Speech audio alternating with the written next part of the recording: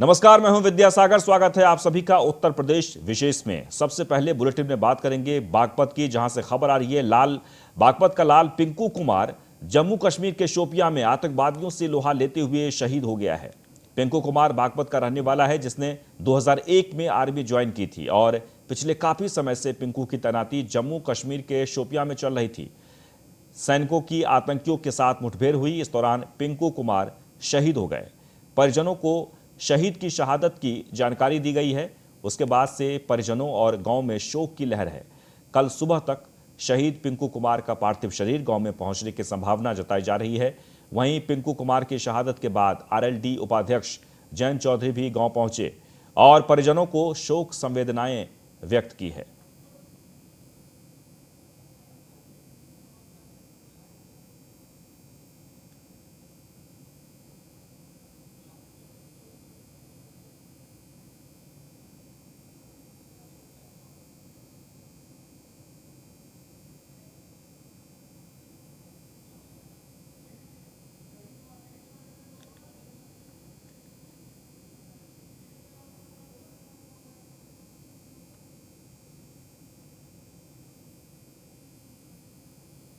तो बागपत का लाल पिंकू कुमार जम्मू कश्मीर के शोपिया के आतंकवादियों से लोहा लेते शहीद हो गया है और इस खबर के आने के बाद बागपत में शोक का माहौल है। आपको बता दें कि पिंकू कुमार बागपत का रहने वाला है, जिसने 2001 में आर्मी ज्वाइन की थी और पिछले काफी समय से पिंकू की तैनाती जम्मू कश्मीर के शोपिया में चल रही थी।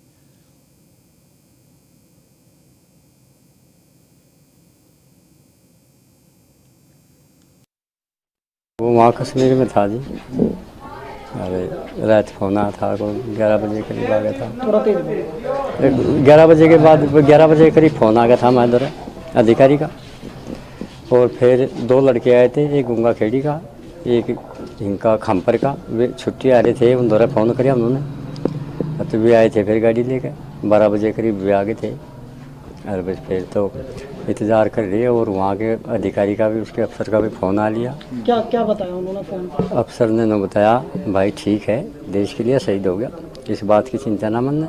उसकी मम्मी की भी समझाओ और उसके बच्चे को भी। कितने साल नौकरी हो गई? नौकरी उसको 20 साल लग रही थी जी। कितने बच्चे हैं? बच्चे 2 लड़की हैं, एक लड़का है 9 महीने का बच्चा है, 9वां महीना लग रहा। तो अब क्या सहारा है? जैसे शहीद हो गया, शहीद हो गया तो क्या सहारा है? घर का खर्चा कैसे चलेगा, क्या होगा? बस कृषि का यही हुई जी, खेती बाड़ी का जी, बस यही करेंगे, धंधा चलाओगे। सरकार जो है बच्चों के इन बच्चों के लिए हम तो नहीं, जो कुछ उनका है वो दे दोगे। सौर बत्ती का कि छोरा चलेगा और बत्ती के साथ जो उसका है वो दे दे, जो हक पड़ता हो। वहीं सीएम योगी ने शहीद जवान को श्रद्धांजलि दी है। शहीद पिंकू के वीरता को नमन करते हुए श्रद्धांजलि दी। सीएम शहीद के परिजनों को 50 लाख की आर्थिक मदद की घोषणा की है। परिवार के एक सदस्य को सरकारी नौकरी देने का भी उन्होंने ऐलान किया है। जनपद की एक सड़क का नाम भी शहीद के नाम पर करने की घोषणा की। तो मुख्यमंत्री ने शहीद के परिजनों को सांत्वना देते हुए उन्होंने कहा कि शहीद को विनम्र श्रद्धांजलि है। साथ ही परिवार यानी परिजनों को 50 लाख रुपए की आर्थिक मदद का ऐलान किया है। साथ ही परिवार के एक शख्स को यानी एक सदस्य को सरकारी नौकरी दी जाएगी। तो सीएम ने शहीद के परिजनों को 50 लाख की आर्थिक मदद की घोषणा की है। वहीं परिवार के सदस्य को सरकारी नौकरी देने का भी उन्होंने वादा किया है। जनपद की एक सड़क यानी कि शहीद के नाम से रखा जाएगा। तो शहीद पिंकू के वीरता को नमन करते हुए मुख्यमंत्री योगी आदित्यनाथ ने श्रद्धांजलि अर्पित की है और शहीद के परिजनों को 50 लाख की आर्थिक मदद दी है। परिवार के एक सदस्य को सरकारी नौकरी भी दी जाएगी।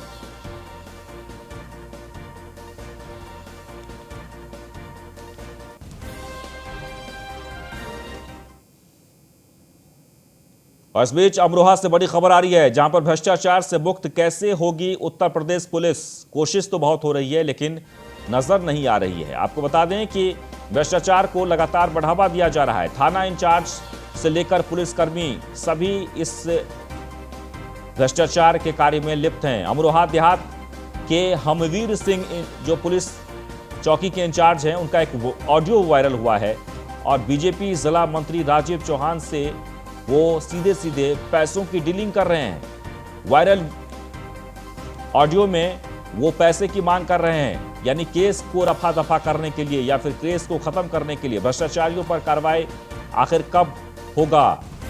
आखिर क्यों मेहरबान है अमरोहा पुलिस अधीक्षक सुनीति? ऑडियो वायरल होने के बाद भी नहीं की गई है कोई कार्रवाई। यानी इस ऑडियो के वायरल होने के बाद हमारे संवाददाता लगातार इस खबर पर बने हुए हैं और उन्होंने जो वरिष्ठ अधिकारी हैं उनसे भी शिकायत की, लेकिन अभी तक इस मामले में कोई कार्रवाई नहीं हुई है। हेलो। हाँ नमस्कार बड़े भैया। नमस्ते भैया, नमस्ते। मैं कह रहा हूँ थाने में लगभग रोहित ही आया था, लगभग 12 साढ़े 12 बजे शायद। नहीं, हाँ 1-1:30 बजे करीब आया था। हाँ हाँ हाँ। वो कोई दिक्कत तो ना है? तुम नहीं आ रहे? भैया मैं जाऊँ ना, एक कार्यक्रम है हमारे कल को 27। हाँ 27 के साथ एक कार्यक्रम, मुझे मैं ही सेट कर रहा हूँ सारों को, और जनप्रतिनिधि लोग आना, फिर प्रवासी अच्छा। लगाना, ऐसा चल रहा है उसमें। अच्छा मैं शाम को आ जाऊंगा, कोई बात होगी तो मैं शाम को आ जाऊंगा, कल शाम को। अच्छा। 27 अरे वो कार्यक्रम जनप्रतिनिधि लगाने हैं मुझे। लवनीश बुला रहे थे यार। लवनीश बुला रहे थे हम्म, तो तुम बता दियो मुझे, जैसे भी होगा मैं कल को, तुम्हारी बात नहीं टाल लेगा, कल को कह दूंगा मैं। ऐसा है ना वो। अच्छा हम्म, तो अरे सर वो आपकी वजह से अब ये थोड़ी है हाँ, ना के सामान में ये निपट गया है, निपटा रहे हैं हम। हाँ, जो विवेचना वही कर रहा है। लवनीश कर रहा होगा अगर बना है। हाँ अच्छा वो ऐसा है ना, ये सीओ है जाट हाँ। और ये भी जाट है, सारे जाट ही हैं, मैं अकेला ही तो हूँ। अरे वाह, तो भैया मैंने तो जैसा तो आपका फोन आया तुरंत मैंने उससे कि रोहित बात खराब हो जाएगी। नहीं वो तो है ही। हाँ, मैं पूछा वो हूँ। के वो सब कोई देना है सर, ये है वो है। देखो मैं जैसे बताऊँ। आप पोलाइटली मत लिया करो, ऐसे मत करो, हम्म, सब नाराज हो जाएंगे सीओ पीओ। हम्म। मैंने कि चल मैं करवा दूंगा, परेशान मत चलो एक काम कर दो तो हो। 5 करा दूं। 5 से ना काम चलेगा यार। भैया उससे ज्यादा क्या हो पाएगा, ये तो बताओ भैया। हम्म? आप उससे ज्यादा मत करो, क्योंकि देखो हमारी भी थोड़ा सा ऐसा है, बालकों में थोड़ा नहीं सा वो तो रहता मैं है। समझ रहा हूँ, सुनो हाँ 10 करा दो बस, मैं 10 बाकी मैं भैया, सब कर 10 देखो लूंगा 10। adjust। भैया किसी और काम में तुम करा दियो मुझसे, जैसे भी एक काम और पड़ेगा उसमें हो जाएगा।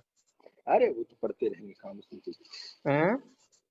वो तो पढ़ते रहेंगे काम, कोई दिक्कत ना है यार। भैया मैं बताऊँ, देखो इतनी सी आज बात मान लो नहीं तो मैं अपनी जेब से कर दूंगा, कोई बात नहीं। अरे नहीं यार, तुमने भरा मैंने भरा एक बात है।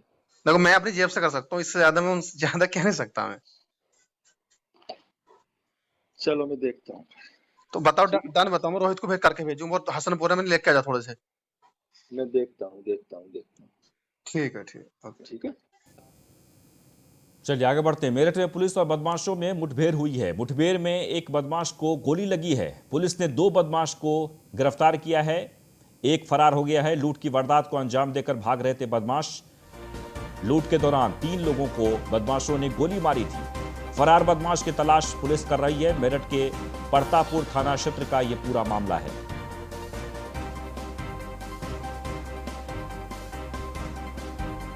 तो लूट के दौरान 3 लोगों को बदमाशों ने गोली मारी थी। फरार बदमाश की तलाश पुलिस कर रही है। आपको एक बार फिर से बता दें,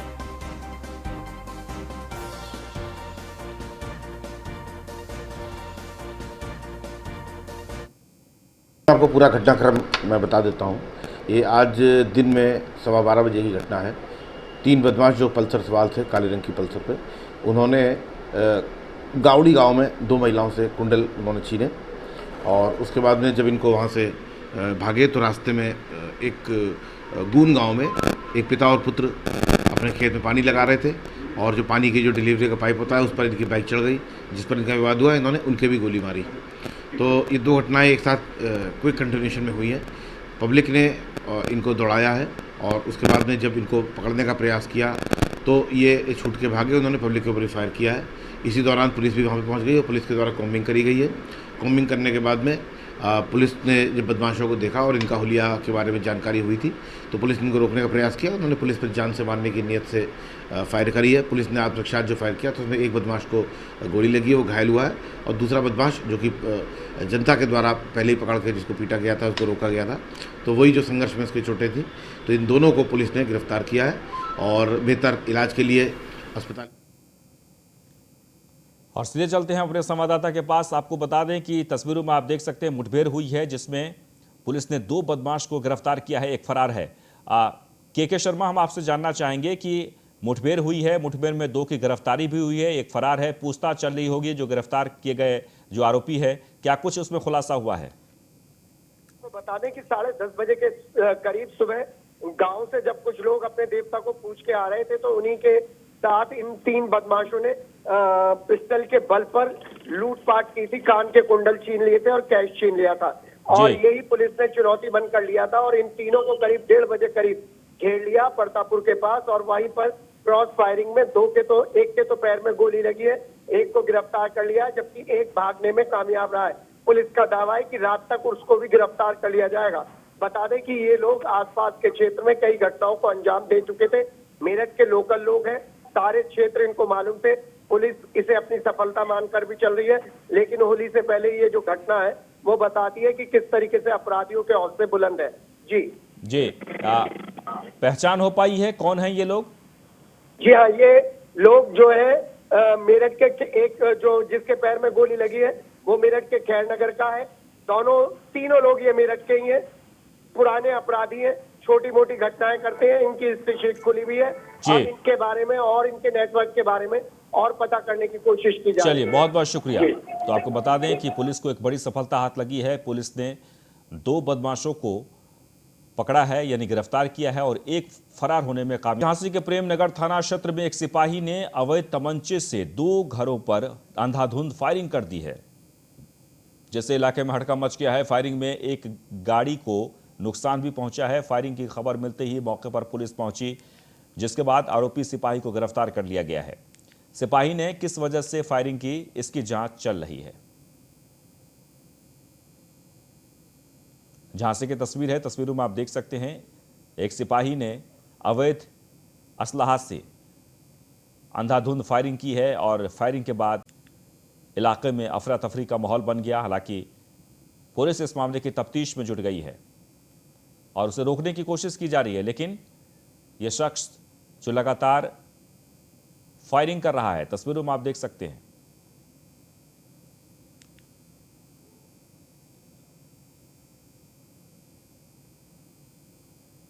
हमें तो फोन करके बताया गया कि यहाँ पे कोई आदमी पागल हो गया, फायरिंग आयरिंग कर रहा है, वो उसने गाड़ी के कांच मांच पूरे फोड़ फाड़ डाले। किसकी गाड़ी है? हमारी गाड़ी है। यहाँ पर गाड़ी कहाँ रखी है आप? ये यहाँ पे कृष्णा रहता है कुलिया में, उसी ने गाड़ी फाइनेंस करवाई थी, महिंद्रा में मैनेजर है। हाँ। तो दोस्त भी है, तो यहाँ पे खड़ी कर दे। आपकी कोई रंजिश थी या कोई? हम उसे जानते नहीं है, बताने वाले बता रहे कोई सिपाही है वो। कहाँ के है, कहाँ पे तैनात है? ये हमें नहीं मालूम, शायद सुना है कि ललितपुर में कहीं तैनात। राउंड फायरिंग की? हमें नहीं मालूम, हम थे ही नहीं यहाँ पे, हमें तो बताए। देखा क्या हुआ? एक आरक्षी वीरेंद्र सिंह यादव जो ललितपुर जनपद में पोस्टेड है, वर्तमान में पुलिस लाइन में है, वो उनके द्वारा फायरिंग की घटना प्रकाश में आई है और ये बताया जा रहा है कई राउंड फायर किया है। उसको पकड़ लिया गया है तमंचे सहित और इलाज के लिए उसके हाथ में चोट लगी है। बता रहे हैं शीशा लगने से लगी है या किस कारण से लगी, इसकी जांच की जा रही है। उसको इलाज के लिए भेजा गया है और गिरफ्तार करके जेल भेजा गया है। फायरिंग का क्या कारण है? फायरिंग का कारण स्पष्ट नहीं है, कोई रंजिश अभी नहीं बताई जा रही है, परंतु हो सकता है कोई। और झांसी की तस्वीर है, तस्वीरों में आप देख सकते हैं एक सिपाही ने किस तरीके से अंधाधुंध फायरिंग की है। ये फायरिंग क्यों की गई, इस मामले की तफ्तीश की जा रही है, लेकिन कुछ देर के लिए हर कोई वहां पर सख्ते में आ गए।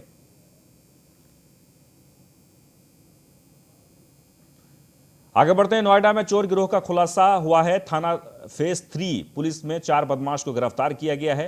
बदमाशों में एक नाबालिग भी शामिल है। चोर के पास से 3 बाइक और चाकू भी बरामद किया गया है। आपको बता दें कि यह खबर नोएडा से है, जहां पर चोर गिरोह का भंडाफोड़ किया गया है। चोरों के पास से 3 बाइक और चाकू बरामद किया गया है। एक बड़ा खुलासा नोएडा से खबर है, जहां 4 में से एक नाबालिग भी है। थाना फेज 3 पुलिस ने 4 बदमाशों को गिरफ्तार किया है।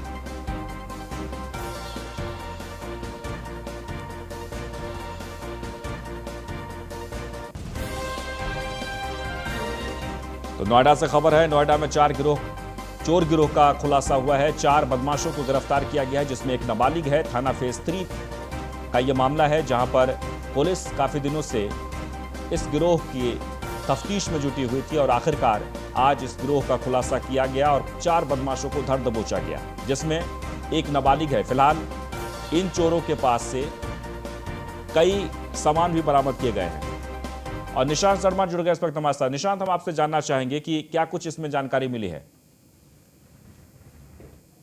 पुलिस की बड़ी कामयाबी है, जो तीनों सातिर गिरोह के एक चोर सदस्य हैं, तीनों चोरों को गिरफ्तार कर लिया है पुलिस ने और इनके मौके से इनके पास से 3 बाइक भी बरामद की हैं। और सबसे बड़ी बात थी, ये लगातार चोरी की घटनाओं को अंजाम देते थे और जिसके बाद पुलिस ने इनको तीनों को गिरफ्तार कर इनको सलाखों के पीछे भेज दिया। जी, फिलहाल इनकी पहचान किस तरीके से हुई है? क्या ये लोकल हैं? ये तीनों जो चोर हैं ये बाहर के बताए जा रहे हैं, लेकिन लगातार नोएडा, दिल्ली, एनसीआर के अंदर चोरी की घटनाओं को अंजाम देते थे। अब से पहले भी ये सलाखों के पीछे जा चुके हैं, पहले भी इनका आपराधिक इतिहास है और जिसके बाद पुलिस जो है इनके गिरोह के और सदस्यों की भी तलाश कर रही है। सबसे बड़ी बात है कि ये तीनों सदस्य लगातार पुलिस को चकमा देकर फरार हो जाते थे और घटना को लगातार करते थे। वहीं पुलिस ने तीनों को गिरफ्तार करने के बाद अब जेल भेज दिया है। चलिए, बहुत बहुत शुक्रिया। आगे बढ़ते हैं। गाजियाबाद में 2 दिन पहले हुए आईपीएस तबादले में वाराणसी से ट्रांसफर होकर आए एसएसपी अमित पाठक ने पत्रकारों के बीच पदभार ग्रहण किया। एसएसपी का पदभार ग्रहण करते ही अमित पाठक ने कहा कि जिले में कोविड और क्राइम खत्म करने के लिए नए अभियान की शुरुआत करेंगे। इसके साथ ही जन सुनवाई को लेकर थाना स्तर पर काम किए जाएंगे। पेंडिंग केसों का जल्द से जल्द निस्तारण भी किया जाएगा।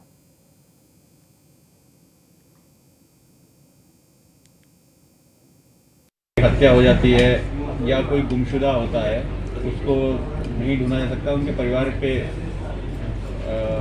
क्या पीड़ा गुजरती होगी उनके साथ, ये वही समझ सकते हैं। तो ऐसे में एक अच्छी बात आपको अनुभव बता रहा हूँ, वाराणसी में कई ऐसे पुराने प्रकरण हम लोग कामयाब रहे खोलने में, जो 1 वर्ष या उससे अधिक अवधि से लंबित थे। तो ये एक बड़ा संतुष्टि का कारण है। पुलिस में केसेस पेंडिंग रहें तो इसकी चिंता हमें भी बहुत ज़्यादा रहती है और हम भी चाहते हैं उस परिवार को न्याय मिले, या जो व्यक्ति जिसके साथ अपराध हुआ अगर किसी प्रकार का, तो उसको न्याय मिले। तो हम बहुत इम्फेसिस रहेगा पुराने केसेस को वर्कआउट करने का और टीमों को लगातार इसके लिए इंस्ट्रक्शन दिए जाएंगे। सर, गाजियाबाद की जनता के लिए क्या संदेश होगा? गाजियाबाद की जनता और यहाँ मेरे मीडिया साथियों को आज जो होली है उसकी बहुत बहुत शुभकामनाएँ और आने वाले दिनों में आप ही के सहयोग से हमको पुलिसिंग करनी है। पुलिसिंग में आपका सुझाव, आपकी समस्याओं के साथ साथ आपका सुझाव भी हम आमंत्रित करते हैं।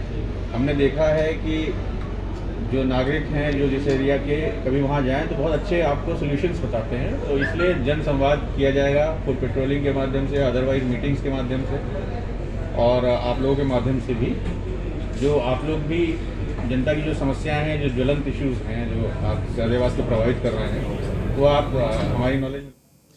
और इसके साथ ही इस बुलेटिन में बस इतना ही, लेकिन आप बने रहें न्यूज़ 1 इंडिया के साथ। नमस्कार।